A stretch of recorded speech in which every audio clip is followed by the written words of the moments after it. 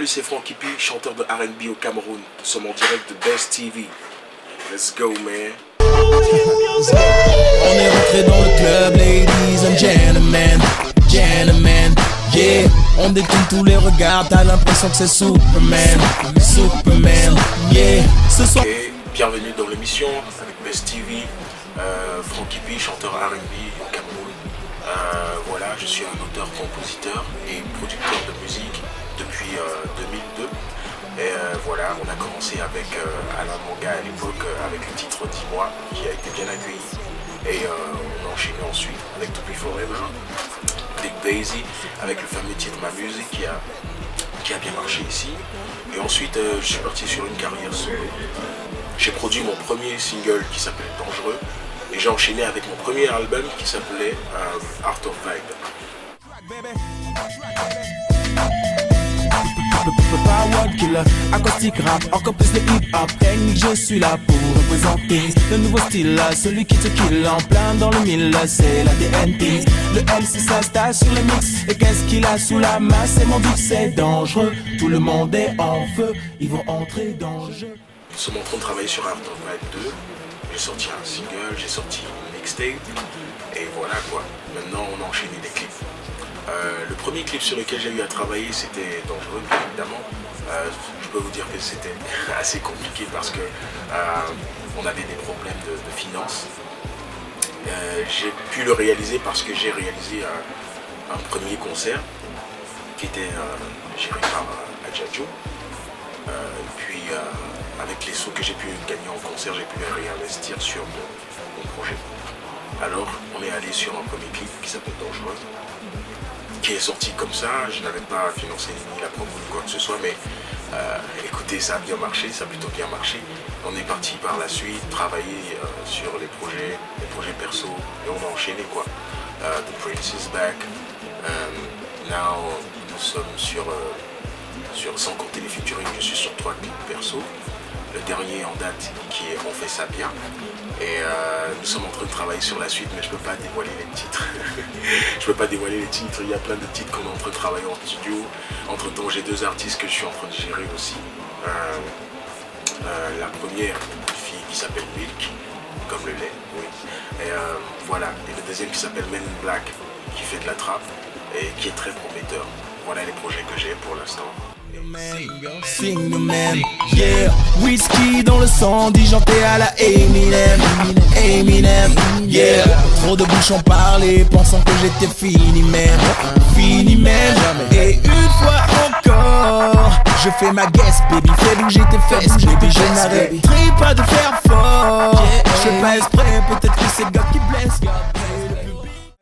Ok, alors la question, comment est-ce que je réalise mes hits entre guillemets. Je fais tous mes sons au feeling. Écoutez, pour faire un morceau comme Champagne, il faut être en train de boire. Pour faire un morceau comme On fait ça bien, il faut être en pleine joie quoi. Comment est-ce qu'on fait ça bien? C'est fait, comme d'habitude, on est toujours au studio. On fait des instrus tous les jours. Et le jour où il y a un instru qui vous parle, vous vous lâchez dessus et vous... Il est 16h. Merci. Le jour où vous avez une inspiration,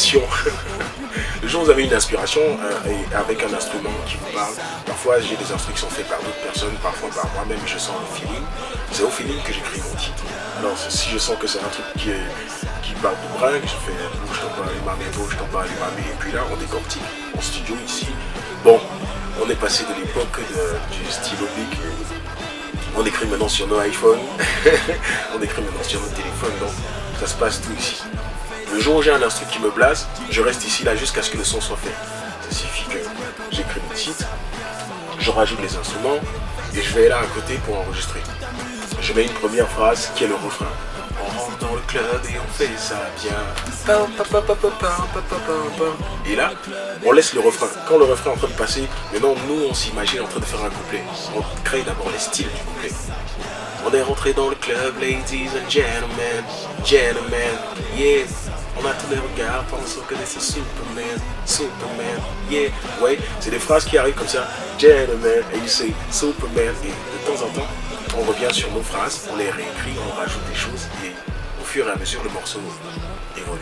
Et bien évidemment, à la fin, on sort, je suis avec mes potes là, Django, du studio et tout ça. Et puis on se décide d'aller peut-être dans un snack ou dans une boîte pour mettre le son.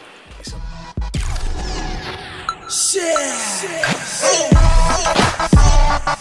Ladies and gentlemen, guess who's back?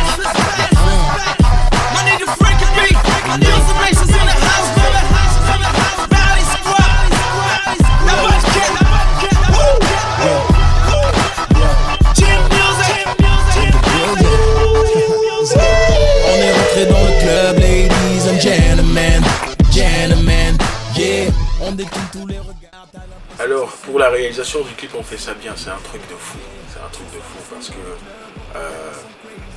j'avais juste envie de faire un clip pour ce morceau. J'aimais beaucoup le morceau, on a trouvé que c'était un morceau de boîte et qui tournait bien. Donc, je me réveille un soir et je me décide d'aller voir un réalisateur qu'on connaît très bien, Chamak, excusez-moi pour mon rhume, Chamak, et je m'en vais rencontrer Chamak et on va s'asseoir dans un bar pour discuter de l'idée du clip parce que ça faisait 2 jours que je lui ai donné le morceau et il fallait qu'il réfléchisse dessus. Et quand on est assis,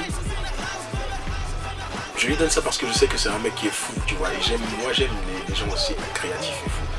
Et là Chamak me dit, il nous faut un avion. Hey Chamak, man, I ain't got money. You asked me to plane, you need a plane. Et il me dit, yeah, I need a plane. Et je lui dis, ok, laisse tomber, don't talk about it, man, search another. Il me dit non, you need a plane for this shit. Et là, ça devient un truc de fou parce que je ne sais pas, je ne connais pas, j'ai pas d'amis. Si j'avais des amis qui avaient des avions, je sais pas si je serais en train de faire. Bref, et là, je finis par avoir un contact. C'est un monsieur qui n'est pas campus maintenant, qui me dit où est-ce que je dois me diriger pour aller retrouver la place où il y a des avions et que je regarde ce qui m'intéresse. Et là, on a trouvé l'avion en question. Et c'était plus facile que ce que j'ai imaginé, donc on s'est bien entendu. C'est des gens qui m'ont aidé, quoi. Donc du coup, on se retrouve en plein tournage. Pour Coco Emilia, pour l'histoire, moi je la connaissais pas à l'époque, j'ai reçu des photos. J'ai reçu des photos à l'intérieur sur WhatsApp parce que voilà, quand vous voulez réaliser un clip, vous appelez vos amis, vous leur dites voilà, cherchez-moi, j'ai besoin d'une belle fille quand même, c'est un jet privé, on va pas aller prendre sa soeur du quartier. Donc, je reçois des photos et là je tombe sur une de ces photos et elle ressemblait à Beyoncé. Sur cette photo, elle était très belle, le jour du clip, elle était là, elle était à l'heure avant nous tous. Et elle a même ramené le Range Rover, ce qui nous a aidé pour le clip. Et voilà, on était super à l'aise. Le tournage, la partie la plus compliquée, je pense que c'était dans l'avion, je sais plus. Je pense vraiment que c'était dans l'avion parce qu'après, il fallait déplacer l'avion. Il fallait payer quelqu'un d'autre pour pouvoir placer l'avion exactement sur le macadam et le ramener au garage, c'est pas facile. Donc, ces dernières minutes là, on a vu nos échecs, on s'était trompé, donc il fallait qu'on paye. Heureusement qu'on a réussi à gérer. À l'intérieur de l'avion, vu que on ne peut pas alimenter, parce que je ne sais pas si tu as vu le kérosène. Donc on a dû au dernier jour payer un coup pour mettre la lumière à l'intérieur de l'avion. Donc voilà ce qu'on a fait. J'ai eu un ami à moi avec qui je travaille dans la publicité, alors à qui je fais un super big-up qui nous a aidé à modéliser l'avion en 3D pour pouvoir permettre à l'avion de voler. C'était un truc franchement de fou. Et le reste c'est des amis, ceux qui ne m'abandonnent jamais, voilà, la même équipe, Gazy, tous ces gens qui sont toujours près de moi en train de m'aider. Voilà, ils ont été là jusqu'au bout.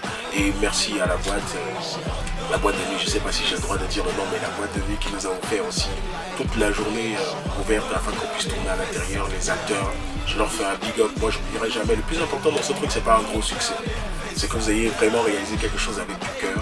Et voilà quoi, ça a marché comme ça. Mais moi je trouve que c'était un bon truc et ça nous a permis d'enchaîner des concerts et des concerts à cause de ça. Moi je fais un big up à toute mon équipe. Voilà. Et je demande à tous ceux qui sont dans le hip-hop de vraiment croire à leur rêve. Il faut toujours aller jusqu'au bout. Le véritable problème, c'est que nous commençons des choses que nous ne finisserons pas. Eh oui. On rentre dans le club et on met ça bien. On rentre dans le club et on fait ça bien. Use it baby, use it baby. On rentre dans le club et on fait ça bien. Use it baby. Hello, this is Frankie P, R&B artist. Keep watching my music at night on Best TV, the number one. Pas si tu blagues sale chien. Ici on est trop fort, ça craint. On rentre dans le club et on fait ça bien. Oh, on rentre dans le club et on fait ça bien. Everybody like this place. On rentre dans le club et on fait ça bien. Use it baby, use it baby. On rentre dans le club et on fait ça bien. Use it baby, use it baby. On rentre dans le club et on fait ça bien. Use the motherfucking hits. Let's go. The